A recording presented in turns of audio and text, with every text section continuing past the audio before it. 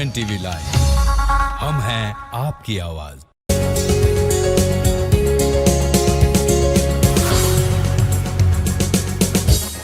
नमस्कार, UNTV live के उत्तराखंड एक नजर कार्यक्रम में आप सभी का स्वागत है। मैं हूं प्रगति पचोली। चलिए जल्दी से एक नजर डाल लेते हैं उत्तराखंड की आज की कुछ अहम खबरों पर। खबरों में सबसे पहले बात कर लेते हैं मुख्यमंत्री पुष्कर सिंह धामी की। सीएम धामी की ओर से आज हल्द्वानी के रामलीला मैदान में एक बड़ी घोषणा की गई। सीएम धामी ने समूगा परीक्षा को लेकर साफ किया कि समूगा की कोई भी परीक्षा, चाहे वह लोक सेवा आयोग से बाहर की हो या लोक सेवा आयोग के द्वारा कराई जा रही हो, सभी परीक्षाओं में साक्षात्कार की व्यवस्था तत्काल प्रभाव से समाप्त कर दी जाए। इसमें तकनीकी और गैर तकनीकी पद भी सम्मिलित होंगे, यानी कि जेई जैसे तकनीकी पदों में भी साक्षात्कार की व्यवस्था पूर्ण रूप से समाप्त कर दी जाएगी। वहीं PCS या अन्य उच्च पदों में जहां साक्षात्कार की आवश्यकता होगी, वहां भी साक्षात्कार का प्रतिशत कुल अंकों के 10% से ज्यादा नहीं रखा जाएगा। अब बात कर लेते हैं आगामी 13 मार्च से गैरसैंण में शुरू होने जा रहे धामी सरकार के बजट सत्र की, जिसे लेकर आज अपर मुख्य सचिव राधा रतूड़ी ने सचिवालय में अहम बैठक ली। इस दौरान बैठक में आगामी बजट सत्र और राज्यपाल के अभिभाषण की तैयारियों के संबंध में चर्चा की गई। खबरों में अब बात कर लेते हैं उत्तराखंड विधानसभा बैकडोर भर्ती मामले में बर्खास्त हुए विधानसभा के 228 कर्मचारियों की, जिसे लेकर पूर्व कानून मंत्री सुब्रमण्यम स्वामी ने सरकार को सुप्रीम कोर्ट का दरवाजा खटखटाने की चेतावनी दे दी है। ऐसे में सुब्रमण्यम स्वामी द्वारा दी गई चेतावनी को लेकर विधानसभा अध्यक्ष ऋतु खंडूरी भूषण ने अपना स्टैंड साफ किया है। उन्होंने सीधे तौर पर कहा कि यदि स्वामी सुप्रीम कोर्ट का दरवाजा खटखटाना चाहते हैं तो उनकी ओर से उन्हें शुभकामनाएं। नियम और कानून के तहत 228 कर्मचारियों को बर्खास्त करने का फैसला उनके द्वारा लिया गया था। मैं जो आपके सामने बोल रही हूँ, मैंने वो यही बात वहाँ भी कही है कि हमें इसको देखना होगा। वो कह रहे थे कि हमें इन्हें वापस लेना चाहिए। मैंने इस बात को कहा, मुझे कोई आपत्ति नहीं है, मेरा कोई 228 के साथ कोई झगड़ा नहीं है। ये एक नियम और कानून के तहत ये कार्य हुआ है। मुझे किसी से कोई प्रॉब्लम थोड़ी है, लेकिन हमें अगर सोचना है तो 228 के अलावा इसमें 8 लाख से ऊपर युवा उत्तराखंड में है।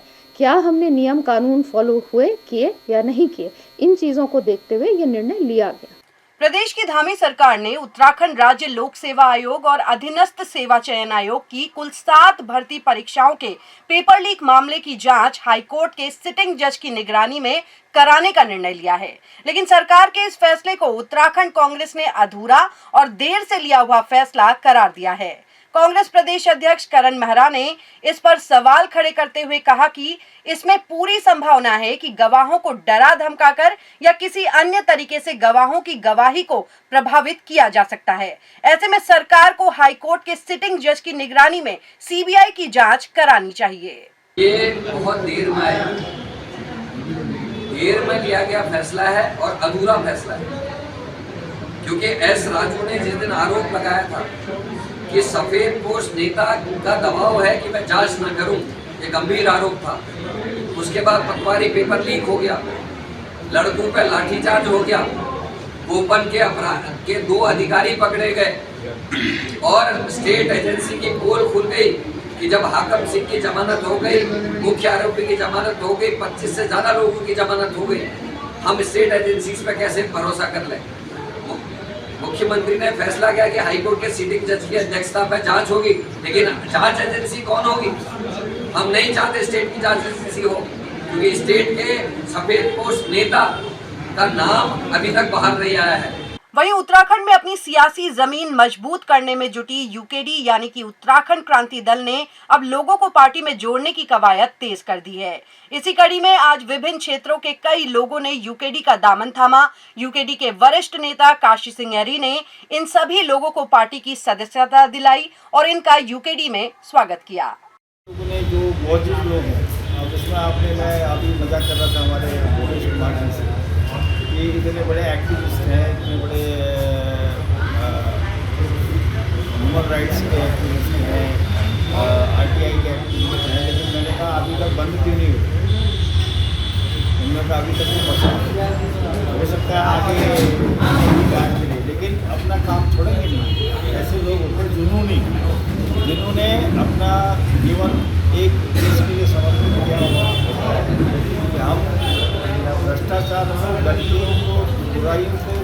हिसाब से रहेंगे, जनता के सामने उजागर करेंगे। उनमें से ऐसे लोग हैं, ऐसे कई लोग हैं जिन्होंने आज ज्वाइन किया है। ऊर्जा प्रदेश होने के बावजूद अक्सर उत्तराखंड राज्य में बिजली की किल्लत की समस्या खड़ी हो जाती है। ऐसे में बिजली संकट को दूर करने के लिए अब उत्तराखंड राज्य देश के उन राज्यों में थर्मल पावर प्रोजेक्ट स्थापित करने की योजना बना रहा है जहां कोयला उत्पादन होता है। इसमें झारखंड, छत्तीसगढ़, उड़ीसा जैसे राज्य शामिल हैं। ऊर्जा सचिव आर मीनाक्षी सुंदरम ने इस संबंध में जानकारी देते हुए बताया कि राज्य सरकार टीएचडीसी के साथ एक जॉइंट वेंचर कंपनी बनाकर कोयला उत्पादन वाले राज्यों में थर्मल पावर प्लांट स्थापित करने की योजना बना रही है, जिससे प्रदेश में काफी हद तक बिजली संकट दूर हो सकेगा। हम जिन स्टेट्स में कोल माइंस हैं उन्हीं स्टेट्स में जा करके हम लोग प्लांट लगाएंगे। हम उत्तराखंड में ना लगा करके यूजेवीएनएल अपने थर्मल पावर प्लांट को जो जहां कोल रिजर्व्स हैं वहां पर लगाएगा, क्योंकि कोल की ट्रांसपोर्टेशन में काफ़ी खर्चा पड़ेगा, बिजली की ट्रांसपोर्टेशन सस्ता है, इसलिए हम लोग वहाँ लगाएंगे। इनफैक्ट अभी हम टीएचडीसी के साथ एक जॉइंट वेंचर बना रहे हैं, तो ये जॉइंट वेंचर कंपनी भी बहुत जल्दी लॉन्च होने वाली है। आज ही मैंने सीएमडी टीएचडीसी से बात किया था, तो उन्होंने ये ऑप्शन भी दिया है कि जॉइंट वेंचर कंपनी के द्वारा भी ये coal based thermal power plant लगाया जा सकता है, क्योंकि टीएचडीसी के पास ऑलरेडी कोल माइनिंग का लाइसेंस भी है। तो इसलिए उनके साथ मिलकर के लगाने में हमें इक्विटी और रिस्क ये दोनों शेयर भी हो जाएंगे, और उसके साथ साथ उनकी माइनिंग लीज का बेनिफिट भी हमें मिलेगा। खबरों में अब बात कर लेते हैं विश्व प्रसिद्ध चारधाम यात्रा की, जिसे लेकर जहां एक तरफ शासन प्रशासन तैयारियों को पुख्ता करने में जुट चुका है, तो वहीं दूसरी तरफ पुलिस प्रशासन ने भी चारधाम यात्रा को लेकर तैयारियां तेज कर दी हैं। उत्तराखंड पुलिस ने भी चारधाम यात्रा की तैयारियां शुरू कर दी हैं। डीजीपी उत्तराखंड अशोक कुमार ने चारधाम यात्रा से जुड़ी तैयारियों को लेकर बताया कि इस बार 2000 से अधिक पुलिसकर्मी चारों धामों में तैनात रहेंगे। इसमें 6 कंपनियां पीएससी की भी हैं, ताकि यात्रियों को किसी भी तरह की समस्या ना हो। इसके साथ ही इस बार यात्रा के दौरान ड्रोन कैमरे से भी निगरानी की जाएगी। देखिए, चारधाम की हमारी पूर्व की भांति पूरी तैयारियां हैं और हर बार हम प्रयास करते हैं कि कुछ ना कुछ और बेहतर करें। अभी हमने 2000 के करीब पुलिसकर्मी लगाए हैं, उसमें 6 कंपनी पीएससी भी है। एसडीआरएफ की टीमें 28 जगह लगी हैं चारधाम यात्रा रूटों पर, और जल पुलिस की भी टीमें 16 जगह पे लगी है। इसके अलावा 133 पॉइंट हमने ट्रैफिक के आइडेंटिफाई किए हैं जिससे यातायात सुगम चलता रहे, और 57 जगह पे टूरिस्ट पुलिस केंद्र बनाए हैं। कुल मिलाकर के हमारा प्रयास है कि चारधाम यात्रा पूरी तरह सुगम हो, सुरक्षित हो, यात्रियों को, तीर्थयात्रियों को कम से कम असुविधा हो। तो ये थी उत्तराखंड की आज की कुछ अहम खबरें जिनसे हमने आपको रूबरू कराया है। उत्तराखंड की अन्य खबरों को जानने के लिए आप हमें लाइक, सब्सक्राइब करना ना भूलें। नमस्कार।